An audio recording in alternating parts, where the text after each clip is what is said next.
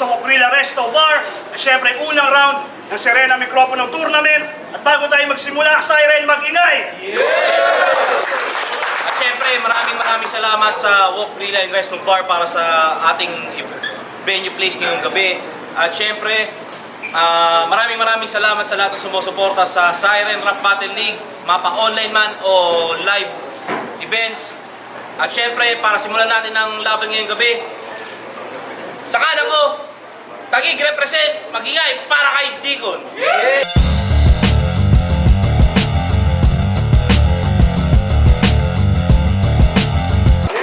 Amen, grabe. At sa kaliwa ko naman, Antipolo represent, mag-ingay para kay Archer. Yeah!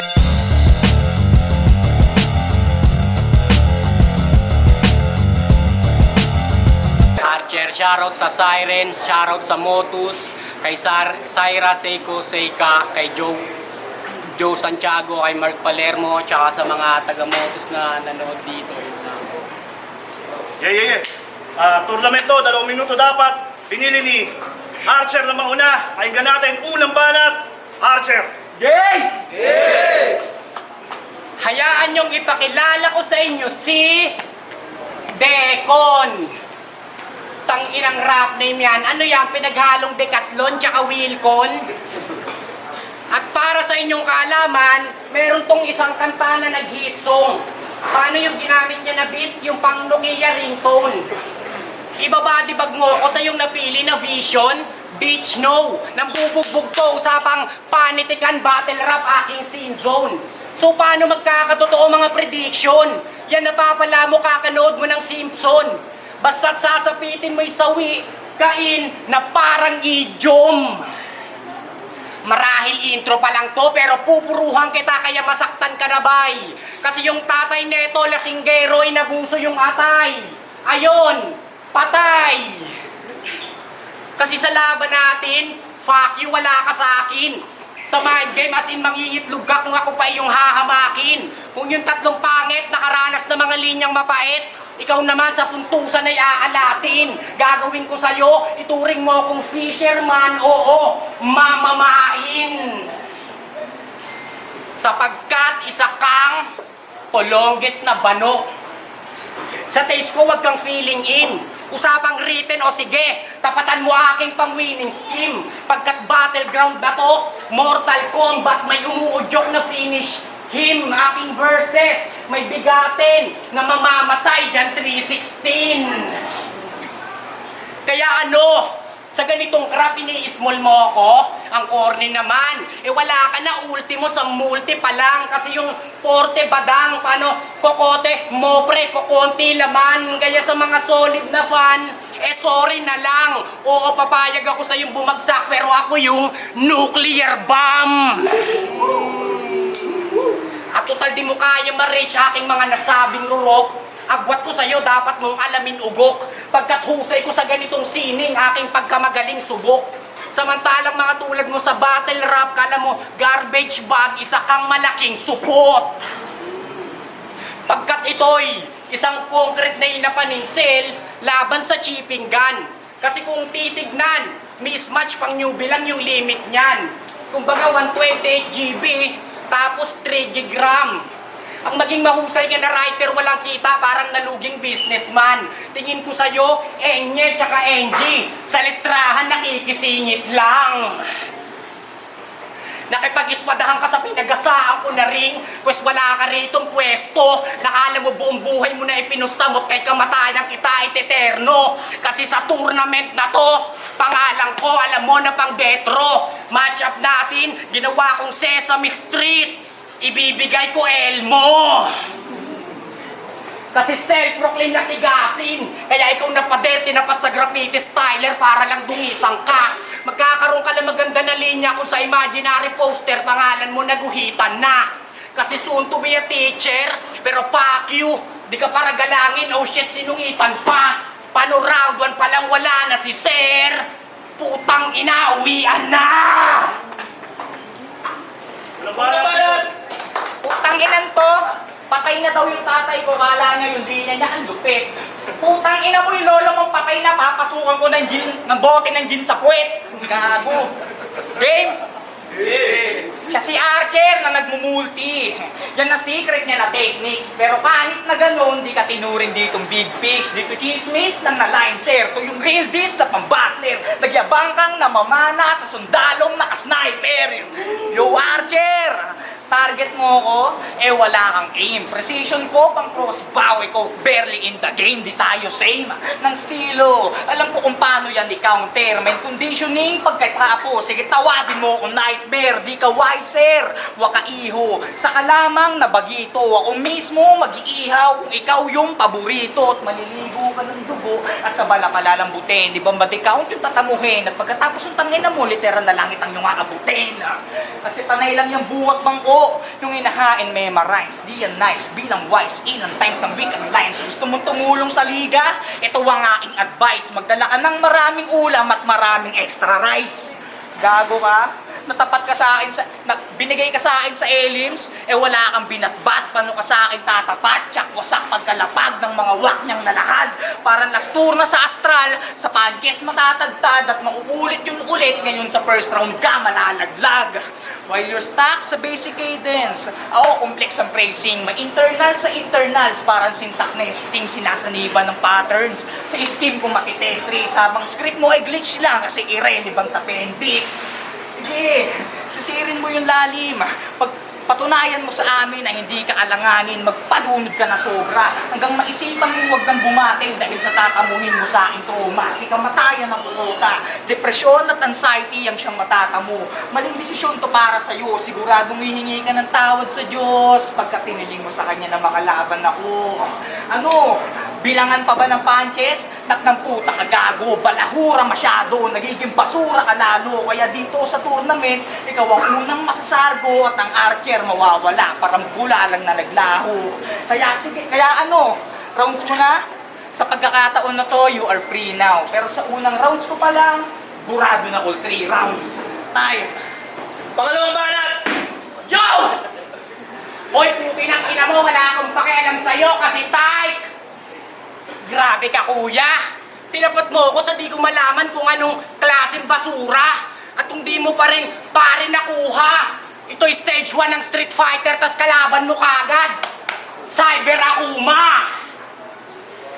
Oo, kasi round ko malahu-lahu plus pang classic na kwaderno. Magiging dating sa'yo, bolang apoy na kala mo santel mo. Paano ba naman sa battle? Puro gun bars. In real life, takot naman sa tunay na putukan. Maka magulang mong ginapang ka, nangangamba na dyan sa kakupalan mong nuknukan.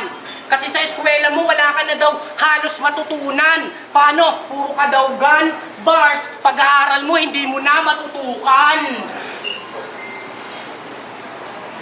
Kaya naman yung katangahan mong sagad sa buto, nakakaurat totoo. Hindi na ako magugulat kung paglipas ng ilang taon, magpatatukan na rin ng burat sa noo. Tinapat ka sa veterano as if ideya ng kokote mo may ilaw na after. Kasi yan labo mo, at least pagka-loser mo sa mindset ko malinaw na brother. At kung di mo pa knows, last tournament ko kay ni mga nagpakahalimaw na rapper. Ituring mo ako na tansan, ako yung mangingibabaw sa battle. Kasi yang kupaling ka sa ganitong larangan para sa akin ay isip pa sa pang grade 1 na feeling the blank. Usapang trono sa tayutay, mala Rothschild na to kasi pag-aari ko lahat ng bank. Kumbaga sa basketball, ituring mo kung si Ja Morant to o grabe to mag-dunk. Nakala mo tinabunan ko tong the Krusty Krab, ewan ko lang kung kaya mo pa matalo tong champ. Pagkatamaolats mo ako, no way. O kahit pumantay man lang, hindi rin par. Hindi ko tutulugan linya mo para kung nakasyabon na CSR. Archer, kalaban mo, alam mo, basura ka if lalatag ka ng mga basic bar. Oo, sinungkit ko itong nagkukunwaring between kung kaya't laglag tong feeling star. Kasi pag ako na nag-handcraft, yung mukha mong pang junk shop at buhay mong mas malungkot pa sa bangkong na bankrupt, hindi makakatikim kahit onti na hotspot sa buhay ko na pang non-stop. Makikita nyo tong lalaga pa kagad sa lapag parang sa sniper na one shot. Kasi ano ba mga linyahan nito? Sabi niya, tinapat ka sa may lalim na parang dagat. Pues aalating ka ngayon na parang binaligtad mo yung salitang swerte. Kasi mamalasing ka ngayon na may masulat ang puta, halatang piling sa larangan. Tsaka paano mga linya mo hindi magkaka-disconnection? May DC ka sa pangalan. Huwag mo kasing pinipilit yung battle rap sa'yo kung bobo ka naman. Seryoso, lahat ng battle mo sa YouTube, puro talo. Partida, tumutodo pa siya niyan. Kung kaya't walang duda, isang writer na bano. Tingin ko sa'yo, oo, sa ganun pa kita sinusukat, halaka. Kasi yung battle rap para sa'yo, nando naglalasing. Sinusuka ka na niya. Kaya ka unang salang niya dito, kita-kita kung paano siya inokra. Paano sumobra sa bomba, pakiramdam niya pabor, kaya olas nung naboksa, puro boka, kung pumorma pa bongga, parang pokpok na rumonda, tas mukha namang kobra. Ito ang tanong ko sa'yo, tropa, kung kaya mo tumbasan ng mga klasik na pangontra, ganitong mga obra. 2 minutes, fuck you. Pangalawang banat!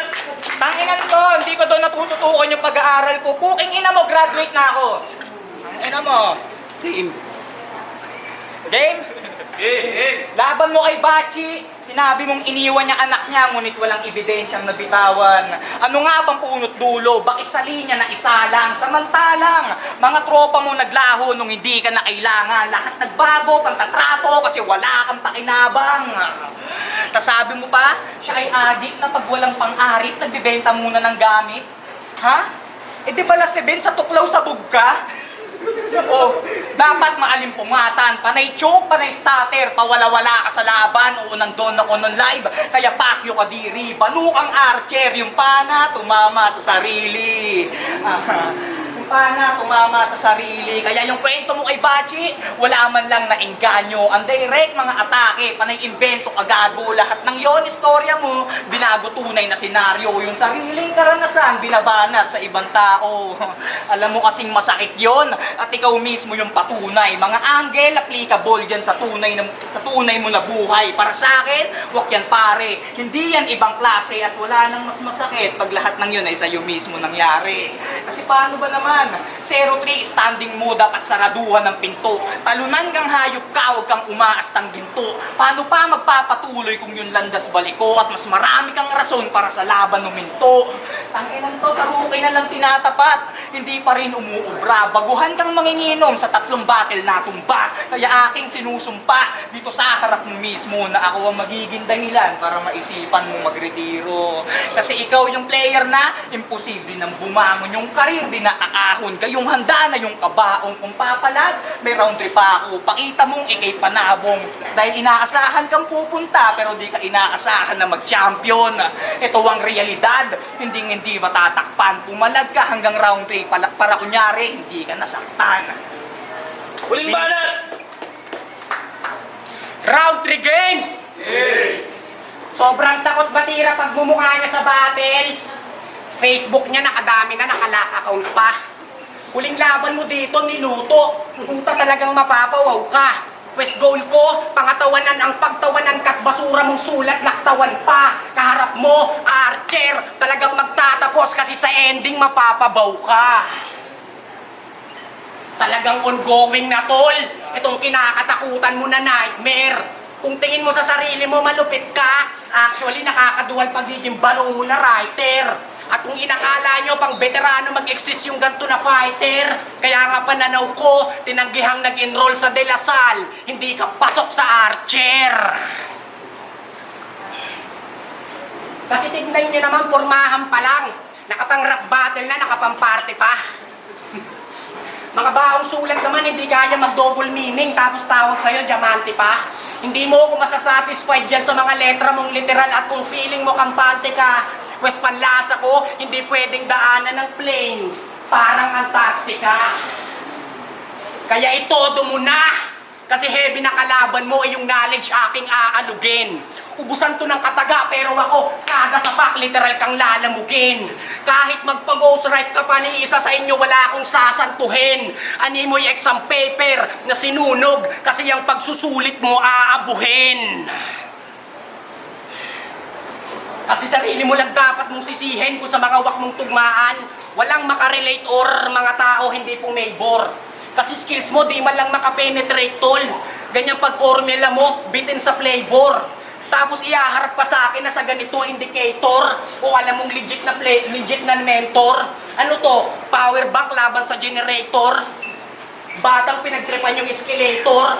Pwes, eto yung tipong pag-open mo ng elevator. May naka-ready na M4.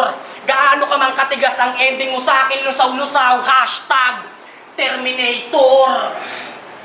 Paano na-stuck ka sa pagkatanga? Kaya di mo ako basta masisibak. Sa 4 blocks ng tournament, ako yung isang kapirasong mabibitak. At kung hindi ka tunay na bobo, o sige pakiribat, hindi na nga dapat kita binigyan ng oras pagkat ako'y tower crane. Trabaho ko mabibigat. Gets, tanga. Uling banat! Utang inang yan. Tinira pa yung forma ko. Utang ina mo, naiya naman ako sa forma mo. Game! Nung round 1, estilo sa estilo. At nung round 2, tungkol sa mga lines mong hilaw. Ngayong round 3, makinig ka iho. Pag-usapan natin yung tunay na ikaw. Game? Yeah! Sino nga ba si Archer? Siya ay isang rap typer na sa... Inan to, sumasagot pa eh, no? Siya ay isang rap typer na sa mga keyboard warrior na kahilera. At nung last month, mga pare, siya ay nagbalik eksena. Nag-champion, kaya congrats. Lyricist mo'y binandera. Kaso nga lang, di kompleto yung natanggap mo na pera. Tapos di ka na kontento pagkat lahat gustong ma-elibs. Sumali ng champion tournament kahit masyado ka pang ekis. Di naman sa pang-hate bitch. Daig mo naka-ending. Sobrang wak mo tang ina, nalaglag ka agad sa elims. Tapos bigla nang nawala yung papuri kapintas. Hindi yan lulusot gago kung balak dito na iyabang. Kung balak dito na iyabang, nakamit mo yung titulo nang hindi nahihirapan o dahil di nagsisipot, malalakas dun sa listahan. Alin ba dun? On the way na sila sa flip top, tas ikaw ganyan pa rin. Yung sarili, hindi nagsawang tangahin, kaya wala ang ginaling. Nasa taas ka na nga ba? Subukan mong manalamin at lumingon sa pinanggalingan. Ay mali. Paano lilingon sa pinanggalingan kung wala kang narating? Ibig sabihin, maling lugar ang nakapakan ng mga talukturan mo. Itatak mo sa bumbunan mo na hindi ka para sa mundong ganto. Alam kong may utak ka, hindi na para turuan ko at ako ang buhay na patunay na hindi ka para sa kulturang to.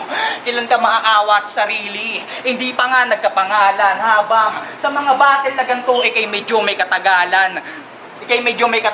Naway malaman mo na agad na kailangan ng utak di lang yabang. Binigyan ka ng laban para mambadibag, pero ikaw yung binabadibag sa laban.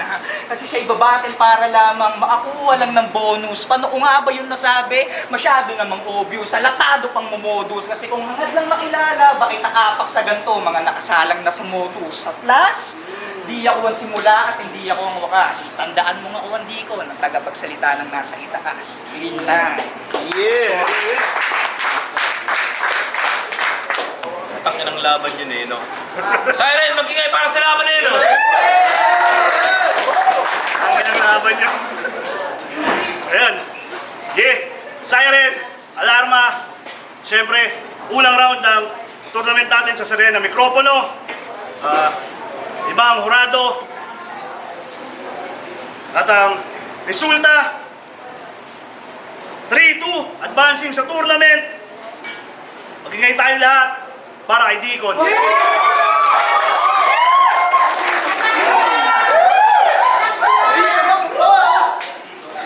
Nangrata. Yo Vicente, grabing laban yun. Kino-congrats ko yung dalawa syempre para sa napakaganda at napakadikitang laban na yun. Pero yun, round 1 binigay ko siya kay Archer. Sobrang ganda ng mga placing ng punchlines niya, pati yung pagpili niya ng angle. Round 2 binigay ko naman yung kay Deacon. Then round 3 doon na lang ako bumase kasi bukod sa lamang sana si Archer sa punchline count, sa angle wise, sa performance, aggression, sa delivery. Pero ang naging problema is tournament kasi to at meron silang usapan na 32 hours lang, which is 2 minutes time limit. Pero yun, sobrang haba ng in-overtime ni Archer at ang dami niya na rin linyang nagamit na noon at ginamit niya pa ngayon. Marami ng gamit na linya noon na nagagamit niya ngayon. So, props kay Archer, props sa kanilang dalawa, pero congrats kay Deacon. Isa ako sa bumoto kay Archer. Siguro mas magpapang ko yung setup niya. Actually, hindi naman sila nagkakalayo ng style. Kaya para sa akin, mas naging effective yung ginawa ni Archer. Pero ang boto ko 2-1, dalawang round para kay Archer. So yung round 3 para sa akin, mas naging malakas or mas na-expose, hindi ko yung style niya. Pero yun, palagay ko yung 1 and 2, mas maraming panic chess na pinakawalan si Archer. So yun lang, props sa akin yung dalawa. Sir, binoto ko si Deacon. Dikit lang na laban, nagkakatalo din sa pag-high. Material sa tamang pagsunod dun sa oras na sinusunod nila sa 32 lines. Napansin ko sobrang haba ng all 3 rounds ni Archer. Umaabot siya ng 3 minutes and 30. Yung 2 entry naman ni Deacon, sakto lang. Mapalo na siya ng 2 minutes. 10 seconds lalabis ng konti. Sakto lang siya dahil may reaction. Siguro ganito, round 1, binigay ko kay Deacon. Sobrang slight lang na edge. Marami kasing punchline si Archer na narinig ko na. So naulit niya yung punchline. Tapos walang masyadong pagod na nahihain. Pero pagdating sa rhyming, lupit talaga ni Archer din sa rhyming. Para sa akin, extra puntos din. Pero syempre, bilang may na-expect ako sa kanya, gusto ko magamit niya yung pagiging veterano niya dapat kay Deacon sa battle na to. Pero siguro kinulang dating sa Haymaker. Round 2, binigay ko yun kay Archer. Feeling ko mas naging malakas yung bow ni Archer sa round 2. And round 3, ayun yung doon ako nag-decide na bigay kay Deacon yung laban. Siguro mas nakadesenyo talaga para kay Archer yung sulat ni Deacon. Habang kinukulang yung punchline na kailangan ilagay ni Archer para in-knockout niya yung round ni Deacon. Tapos mas sakto pa sa oras. So mayroon kasi silang sinusundan na nalituntunin. So mas paboro kay Deacon.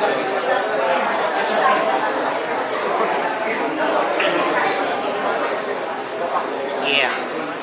Okay, Archer versus Deacon. Maganda yung laban na yon.